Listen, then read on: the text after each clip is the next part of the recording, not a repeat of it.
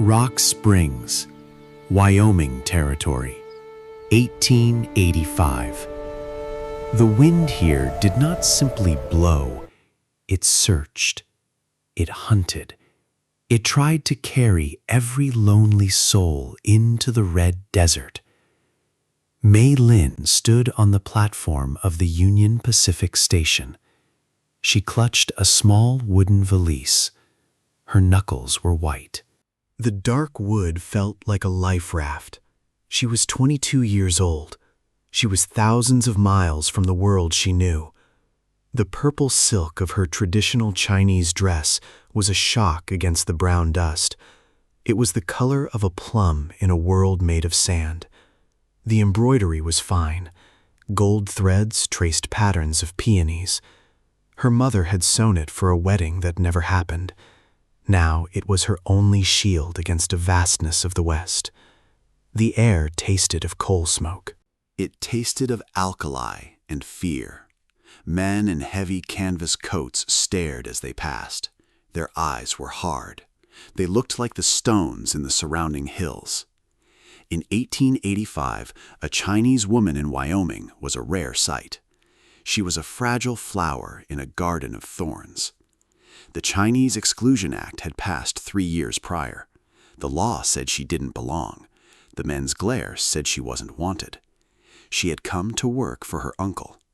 He ran a small laundry serving the coal miners.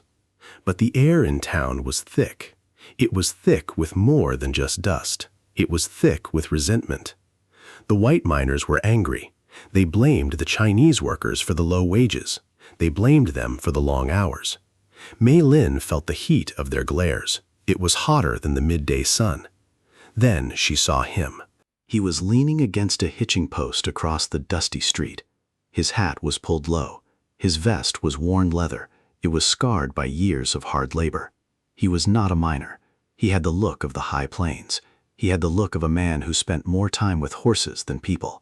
His name was Silas Vance. Silas did not join the staring crowd. He did not whisper or spit. He stepped away from the post. He walked toward the platform with a slow, steady gait. The crowd parted for him.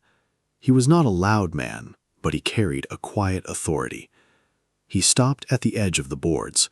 He looked at the small woman in the purple silk. He did not see a threat. He did not see an outsider. He saw someone who looked as lost as he had been 10 years ago. 10 years earlier, he had buried a wife and a child beneath frozen ground. Since then, he had known the shape of loneliness. "You're the one looking for the Chen laundry?" he asked. His voice was like the sound of a low cello. Mei Lin nodded once. Her movements were stiff.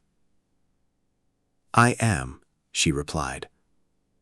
Her English was careful. She had learned it from books in San Francisco. "It's 3 blocks that way," Silas said. He pointed a calloused finger. "But you won't want to walk it today. The town is restless. I've got a wagon heading that way to pick up grain." Mei Lin hesitated. Her father had warned her about the kindness of strangers. He had told her that in this country, even kindness could wear a dangerous face. But she looked at the groups of men gathering on the corners. She saw the way they gripped their pickaxes. She saw the hunger in their eyes. Fear made the decision before trust could. She stepped off the platform. Silas reached out a hand to help her down. His palm was rough. It felt like sun-dried earth. Her hand was small and cool. In that moment, the world seemed to hold its breath. The dust swirled around their feet. A connection was made in the silence. It was a connection that the laws of 1885 did not allow. The wagon ride was short. Silas drove with a practiced hand. He didn't try to fill the air with empty words. He respected the silence. Mei Lin watched the horizon. She had never seen so much sky. It was a bowl of blue that went on forever. "It's big, isn't it?" Silas said softly. "It makes you feel small," Mei Lin whispered. It makes you feel free, Silas countered. He dropped her at the small wooden building with the red sign. Her uncle was waiting. His face was etched with worry. His back was bent from years of scrubbing. Silas tipped his hat. He didn't ask for a thank you. He just drove away into the golden light. The summer began to bake the plains. Mei Lin worked from dawn until dusk. She scrubbed the heavy denim of the miners. Her hands, once soft, began to chap. The skin cracked and bled. The steam in the laundry was stifling. It smelled of lye and wet wool. But every Thursday, the wagon would appear. Silas came into town for supplies. He started bringing more than just his own laundry. He brought wild roses he found by the creek. He brought a jar of honey from his own hives. They would sit on the back porch of the laundry. He told her about his ranch. He told her about the winter of '83. That was the year he almost lost everything. He spoke of the silence of the snow. He spoke of the way the cold can steal the breath from your lungs. Mei Lin told him about the fog in the bay. She told him about the smell of jasmine in her grandmother's garden. She told him about her father's dream. He had died building the very tracks that brought her here. He was a laborer for the Central Pacific. He had survived the blasts. He had survived the snowslides. But he had died of a broken heart in a labor camp. He was buried somewhere in the Sierra Nevada. No stone marked his grave, only the iron rails he had laid. When she spoke of him, her eyes filled with tears. They were silent tears. They tracked through the dust on her cheeks. Silas did not look away. He did not offer platitudes. He reached out and took her hand. "He's in the land now," Silas said, "and the land remembers." It was a simple thought, but it broke the dam in Mei Lin's heart. She wept for the father she missed. She wept for the home she would never see again. She wept for the woman she was forced to become. Silas held her hand until the sun dipped below the mountains. It was a moment of pure human grace. It was a bridge built between two lonely souls. It was a defiance of the world outside. Before the storm comes, take a moment to subscribe and tell us where you are watching from. Your support helps us keep these forgotten love stories alive. The heat of August brought the tension to a boiling point. In the saloons, the talk turned ugly. The Knights of Labor were demanding the removal of all Chinese workers. They called it the Chinese problem. The air felt heavy. It felt like the moments before a lightning strike. Silas heard the rumors at the feed store. He heard the whispers of fire and blood. He knew the history of this territory. He knew that when men are hungry, they look for someone to hate. He knew that prejudice is a wildfire. He rode his horse to the laundry at midnight. The moon was a sliver of silver. He tapped on the back door. Mei Lin appeared. She held a lamp in her hand. The light flickered against her worried face. "You have to leave," Silas said.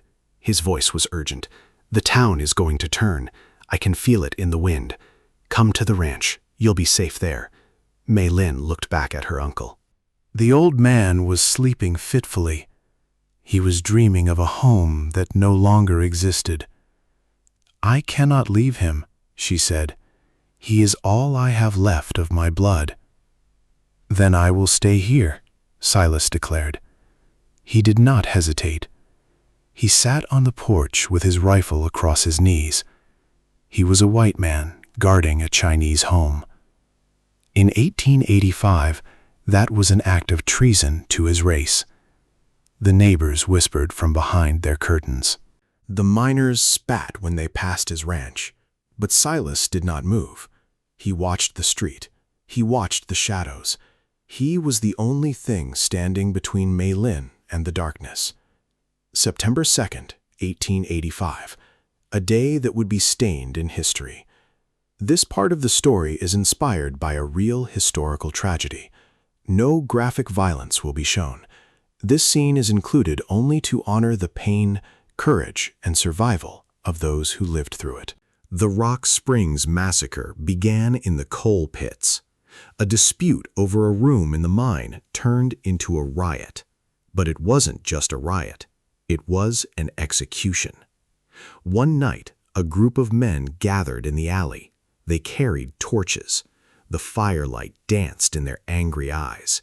They were fueled by whiskey and hate. "Move aside, Vance," their leader growled. "She doesn't belong here." None of them do. Silas stood up. He didn't raise his rifle, but his presence was a wall. He looked them in the eye. He saw men he had known for years. He saw men he had shared meals with. "She belongs where she chooses to be," he said, "and I chose to stand here. If you want this house, you go through me." The leader laughed. It was a cruel, dry sound. "You die for a stranger?" "She isn't a stranger," Silas said. "She is the best part of this territory. She believes in this land more than any of you do tonight, even after this land has given her every reason to fear it." The confrontation stretched. The torches hissed. The smell of kerosene filled the air. For a moment, it seemed the world would break. But Silas's eyes didn't flicker. Only Mei Lin saw the truth. His hand was trembling. He was afraid. But he did not step aside. He had the steadiness of the mountains. He had the calm of the deep desert. For a moment, no one moved. Then an older miner in the crowd lowered his torch. He had once shared winter coffee with Silas on the trail. "Leave it," the old man muttered. One by one, the others stepped back. Not because their hatred was gone, but because killing Silas would make the night harder to explain. But the peace was fragile. The next morning, the real horror arrived. Smoke rose from the north side of town. The Chinese quarter was in flames. The screams could be heard even over the wind. Many lives were lost that day. Many more were forced into the desert with nothing but fear, smoke, and the clothes on their backs. Silas didn't wait. He loaded Mei Lin and her uncle into his wagon. He covered them with heavy burlap sacks. He told them to stay silent. He drove through the chaos. He saw houses burning. He saw the belongings of a lifetime scattered in the dirt. He saw the faces of the mob. They were faces he no longer recognized. He kept his eyes fixed on the horizon. He drove until the sound of the town was a dull hum. He drove until the smell of smoke was gone. He drove until they reached the high grass of his ranch. The air here was clean. It smelled of pine. It smelled of rain and possibilities. He led Mei Lin to the porch of his small cabin. It was the same porch from her dreams. The purple silk of her dress was torn. It was dusty and stained with the soot of a dying town. But she was alive. They sat together as the sun set. The sky turned a deep, bruised purple. It matched the color of her kapow. Mei Lin looked at the mountains. They were purple too. "The summer is over," she said. "I was supposed to go back to San Francisco in September. I was supposed to find a life there." Silas looked at her. His face was weary, but his eyes were bright. "The train still runs," he said, "but the ranch is quiet. The winter will be hard, and the roses will bloom again next year. I have a lot of books I haven't read yet. I might need someone to help me understand them. I might need someone to remind me why I stay." Mei Lin felt a lump in her throat. She looked at her hands. They were the hands of a laborer now. They were scarred, but they were also hands that had been held with love. They were hands that had been protected. "I don't know how to be a rancher's wife," she whispered. "I don't know how to survive the snow." Silas smiled tiredly. "I don't know how to be a perfect husband," he said. "I only know this. I would spend the rest of my days trying to deserve you. The rest we will learn together, one day at a time, one winter at a time." The wind picked up. It didn't feel like a hunter anymore. It felt like a breath. It felt like the land finally accepting them. Mei Lin leaned her head on his shoulder. The silk of her dress brushed against his leather vest. It was a new story starting in an old, hard land. She chose to stay. She chose the high plains. She chose the big, unforgiving sky. She chose the man who saw her soul before he saw her face. They lived on that ranch for 40 years. They faced the blizzards of 1886. They survived the droughts. They raised children who spoke 2 languages, children who carried the strength of the mountains and the grace of the peonies. Some learned to ride before they could read. Some learned to sew golden flowers into purple silk. All of them learned that home was not a place. It was the people who chose to stay. They built a life that the world said was impossible. They built a home where the law said there was none. Every year, on the anniversary of her arrival, Silas would ride into the city. He would buy her a new bolt of silk, always purple, always the finest he could find. And every year, Mei Lin saved one small piece from the cloth. She kept them in a cedar box beside the first wild rose he had ever brought her.